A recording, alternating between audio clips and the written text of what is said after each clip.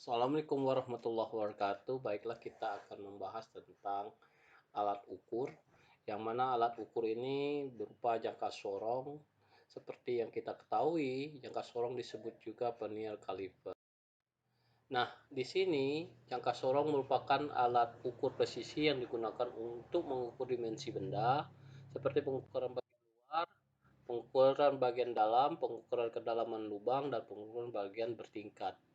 Jangka sorong tersedia dalam sistem satuan metrik atau dalam sistem satuan imperial atau Inggris dalam inci. Tetapi ada juga jangka sorong yang dilengkapi dengan kombinasi sistem satuan metrik dan sistem satuan imperial. Pada jangka sorong terdapat dua skala, yaitu skala utama dan skala vernier atau skala bantu. Skala utama tertera pada rangka atau batang jangka sorong. Sementara skala vernier terdapat di bagian rahang geser. Bisa dilihat nanti di gambarnya.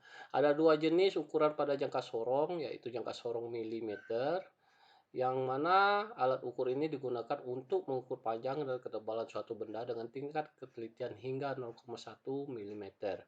Alat ini banyak digunakan karena memiliki tingkat ketelitian 100 mm dengan tingkat ketelitian jangka sorong rekomendasi pertama untuk mengukur kedalaman atau ketinggian lubang kecil. Tetapi alat ini hanya orang-orang tertentu saja yang menggunakannya, misalnya tukang bangunan, pengrajin profesional, dan arsitek.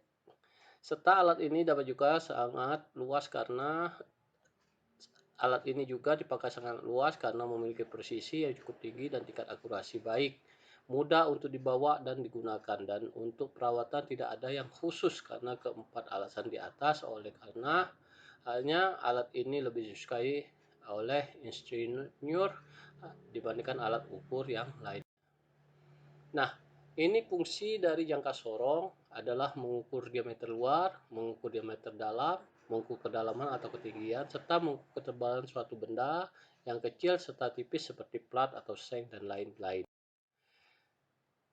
Jangka sorong ada yang analog dan digital. Tipe analog atau manual adalah alat hitung dengan cara menghitung manual. Pada waktu sekolah dan pelajaran fisika pernah ditunjukkan adalah tipe yang manual. Alat ini memiliki perhitungan sendiri untuk menghasilkan angka yang valid. Jangka sorong digital, angkanya langsung bisa dilihat secara digital. Alat ini tidak memiliki perhitungan seperti perhitungan jangka sorong analog karena dalam pengukurannya langsung muncul angka yang valid. Jadi ini bedanya manual atau analog dengan digital. Digital bisa langsung dilihat, angkanya langsung tertera, sedangkan jangka sorong analog itu berdasarkan perhitungan-perhitungan yang telah kita ingat dan kita tahu cara menghitungnya, sehingga cara membacanya kita bisa langsung terlihat.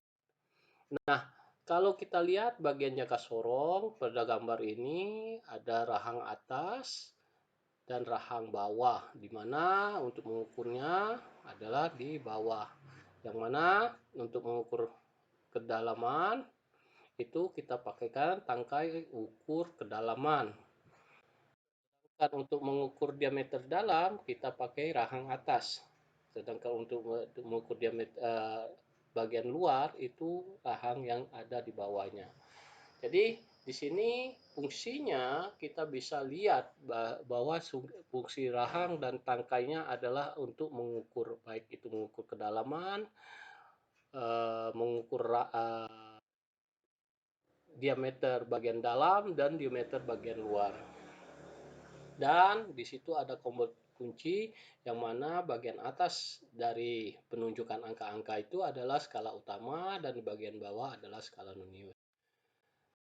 Ini cara menghitungnya bisa kita lihat dari skala utama dan skala nonius atau skala pembantunya ya, yang mana skala nonius itu ada gambar pertama bisa terlihat itu ada 49 bagian skala utama, ada 50 bagian skala noniusnya. Maka ketelitiannya di sini adalah 0,02. Sedangkan 0,05 ini bisa dilihat bahwa skala utama 39 skala utama itu ada di 20 skala nonius. Maka di sini Dilihat bahwa ketelitiannya adalah 2 dikurang 1,95 jadinya 0,05. Nah, kalau di sini bisa dilihat juga bagaimana kita melakukan perhitungan untuk ketelitian 0,1 yang mana satu skala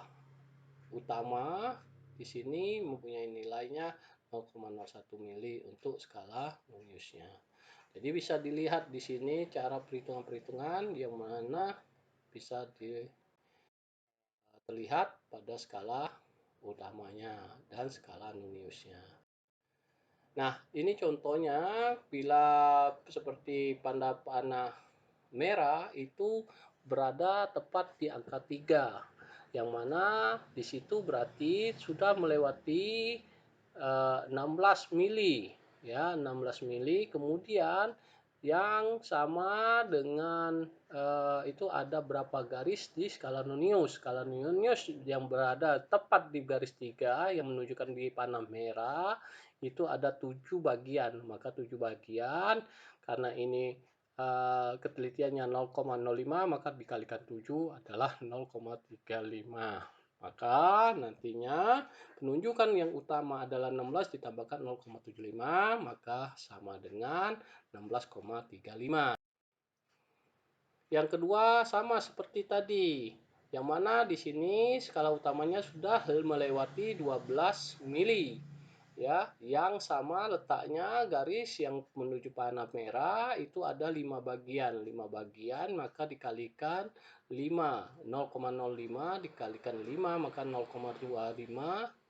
Di situ maka penunjukan dari pengukuran jangka sorong ini adalah 12,25.